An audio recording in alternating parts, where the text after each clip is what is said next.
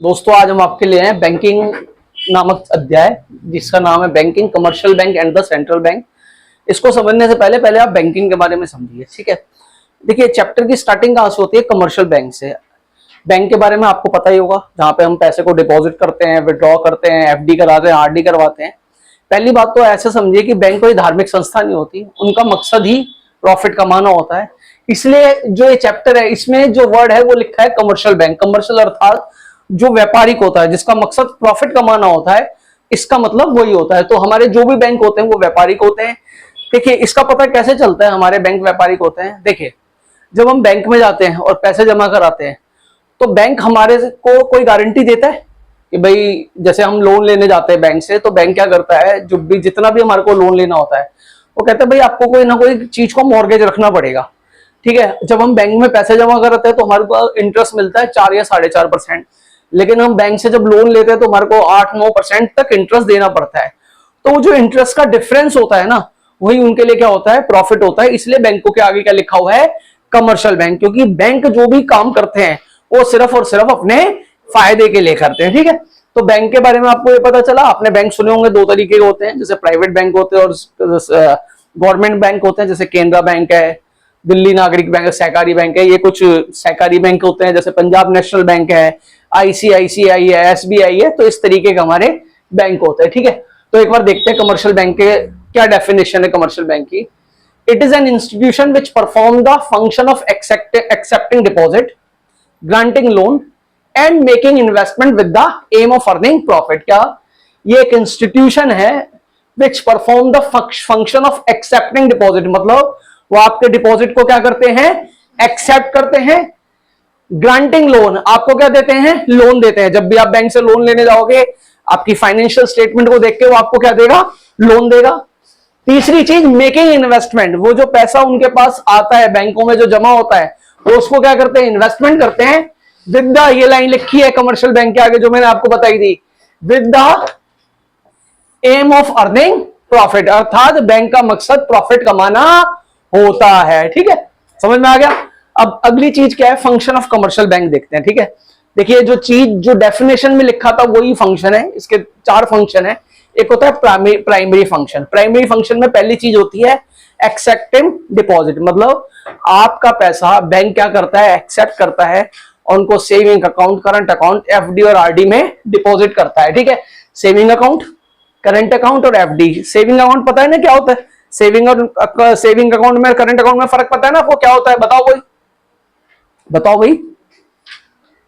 Saving account और current account में क्या डिफरेंस होता है? सेविंग अकाउंट होता है क्योंकि वो हमारे नाम से खुलता है, उसमें हम पैसे को सेव करते हैं। और करंट अकाउंट किसी बिजनेस फर्म के नाम से खुलता है, फर्म के नाम से, कंपनी के नाम से। सेविंग अकाउंट में आपको इंटरेस्ट मिलता है, करंट अकाउंट में आपको इंटरेस्ट नहीं मिलता। सेविंग अकाउंट में आपने घर पे पासबुक देखी होगी ना, सेविंग अकाउंट में मिलती है आपको क्या, पासबुक। और करंट अकाउंट में क्या मिलती है, स्टेटमेंट। सेविंग अकाउंट में आपको चेकबुक मिलते हैं जिसमें 15-20 तक लीफ होते हैं, लेकिन करंट अकाउंट में आपको 50-60 तक, क्योंकि वो बिजनेस से रिलेटेड होता है। आप सारी ट्रांजेक्शन बेसिकली बिजनेस के अंदर करंट अकाउंट से करोगे, क्योंकि जब हम ट्रांजेक्शन करंट अकाउंट के थ्रू करते हैं ना, तो जितना भी लेन देन होता है वो अकाउंट में दिखाई देता है। तो सामने वाला बंदा या मैं हूं या सामने वाली पार्टी किसी चीज को मना नहीं कर सकती, ठीक है। दूसरा एडवांसिंग ऑफ लोन, जो बैंक होते हैं वो कैश क्रेडिट भी देते हैं, आपको लोन पे भी देते हैं, डिमांड लोन भी देते हैं और शॉर्ट टर्म। अब ये शॉर्ट टर्म लोन क्या होता है, जब किसी चीज को आप मॉर्गेज रखकर बैंक से क्या लोगे, लोन लोगे। क्या, जब किसी चीज को मॉर्गेज करके गिरवी रख के बैंक से आप लोन लोगे तो it is called short term loan, ठीक है। फिर होता है सेकेंडरी फंक्शन। सेकेंडरी फंक्शन में आता है ओवरड्राफ्ट फैसिलिटी। अब ये ओवरड्राफ्ट फैसिलिटी होता क्या है, देखिए ओवरड्राफ्ट फैसिलिटी किसमें मिलती है, सेविंग में या करंट में? किसमें मिलती है, सेविंग में या करंट में? ओवरड्राफ्ट फैसिलिटी सिर्फ करंट अकाउंट में मिलती है। होती क्या है ओवरड्राफ्ट फैसिलिटी, इसमें ना एक लिमिट बांध देता है, ठीक है। क्या बांध देता है, बैंक एक लिमिट सेट कर देता है आपकी अकाउंट स्टेटमेंट को देख के। जैसे सपोज करो उसने लिमिट सेट कर दी आपकी 5 लाख रुपए, 5 लाख रुपए कर दी। अब आपके अकाउंट में सपोज करो 1 लाख रुपए है। आप किसी को, अगर आपकी ओवरड्राफ्ट लिमिट नहीं है तो आप क्या किसी को 2 लाख रुपए का चेक काट सकते हो?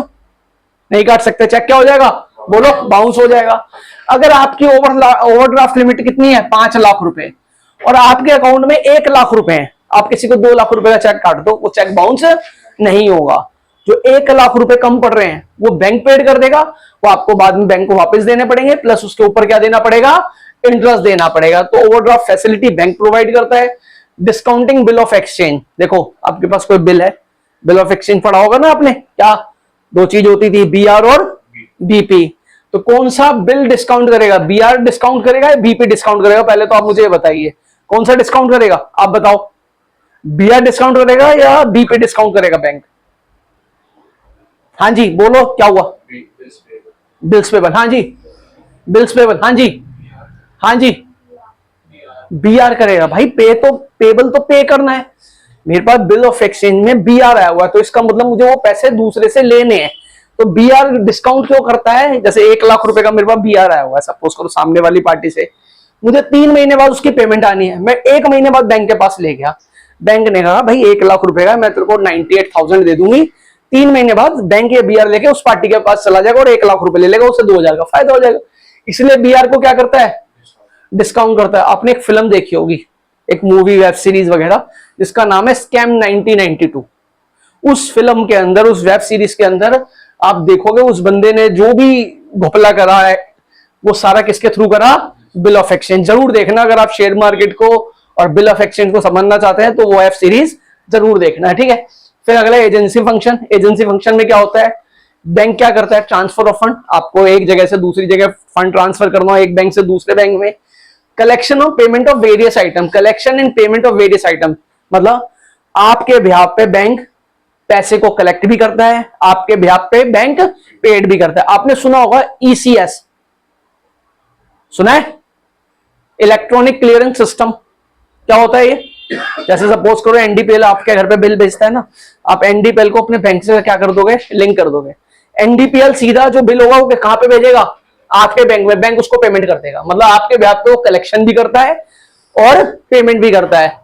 किसी के पास डिविडेंड आता है किसी के अकाउंट में, डिविडेंड कहां से आता है, सीधा हमारे बैंक में आता है, तो वो क्या करता है, कलेक्शन भी करता है और पेमेंट भी करता है, ठीक है।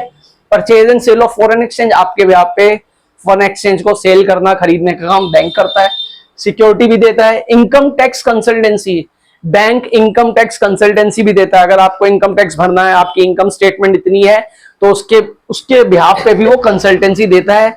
लेटर ऑफ रेफरेंस देता है। लेटर ऑफ रेफरेंस मतलब आपका अकाउंट खुला हुआ है, आपके अकाउंट में इतने पैसे हैं, अगर आपको किसी बाहर वाले से डील करनी हो विदेशों में तो लेटर ऑफ रेफरेंस भी देता है। और ट्रांसफर एंड एग्जीक्यूटर, अब क्या होता है एग्जीक्यूटर, जब कोई बंदा मर जाता है तो एग्जीक्यूटर हो जाता है बैंक। अगर वहां पे कोई नॉमिनी लिखा होता तो वहां पे एग्जीक्यूटर का काम कौन करता है, बैंक करता है, ठीक है। और कुछ जर्नल यूटिलिटी फंक्शन होता है। जर्नल यूटिलिटी फंक्शन जैसे लॉकर फैसिलिटी, आप बैंक में लॉकर खोल सकते हो, उसमें अपने जो भी संपत्ति धन वगैरह ज्वेलरी उसमें रख सकते हो। ट्रैवलर्स चेक होते हैं, ठीक है। लेटर ऑफ क्रेडिट देता है, अंडर राइटिंग सिक्योरिटी देता है, और कलेक्शन ऑफ स्टैटिस्टिक्स मतलब वो स्टैटिस्टिक्स को भी कलेक्ट करता है, ठीक है। ये कमर्शियल बैंक के प्राइमरी, सेकेंडरी, एजेंसी और जर्नल यूटिलिटी फंक्शन थे। अब एक और बात मैं बताता हूं आपको, देखिए ट्रैवलर्स चेक होता है, जैसे आप घूमने जाते हो कहीं तो अपने पास कैश रखना होता है, कैश रख के लेके जाते हो, और वो रास्ते में चोरी भी हो सकता है। तो यहाँ पे आपका कोई भी बैंक है ना, उसके पास 1 लाख रुपए जमा करो, वो आपको ट्रैवलर्स चेक दे देगा। वहां पे जाओ, जो भी अच्छे होटल्स होते हैं या वहां का जो बैंक होगा, जैसे आप मनाली गए वहां पे उसे ट्रैवलर्स चेक दो, वो आपको 1 लाख रुपए कैश दे देगा, ठीक है। कलेक्शन ऑफ स्टैटिस्टिक्स कि भाई इतनी मनी सप्लाई है, इतना पैसा बैंकों में जमा है, तो जो बैंकों का भी एक स्टैटिस्टिक्स होता है तो उसको भी वो कलेक्ट करने का काम करता है, ठीक है। अब देखो ये चीज क्या है, मैं आपको एक अलग से चीज बता रहा हूँ, ठीक है। ये बेसिकली बुक में तो नहीं लिखा, लेकिन आपके जानने के लिए बहुत जरूरी है, इस पर थोड़ा सा स्टडी करना है। देखिए जो बैंकों में आप पैसा जमा कराते हो ना, उसकी गारंटी मिलती है, उसकी गारंटी मिलती है। लेकिन आप कभी बैंक में गए होंगे, आपको बैंक वाले ने कभी नहीं बोला होगा कि हम आपको गारंटी देते हैं, अलग से है चीज, आप समझ लीजिए। आपके अकाउंट में सपोज करो 7 लाख रुपए, 8 लाख रुपए, 10 लाख रुपए, कितने भी है, अगर बैंक बैंकरप्ट हो जाता है या बैंक दिवाली हो जाता है तो आपको सिर्फ कितने रुपए मिलेंगे, कितने मिलेंगे, कितने मिलेंगे?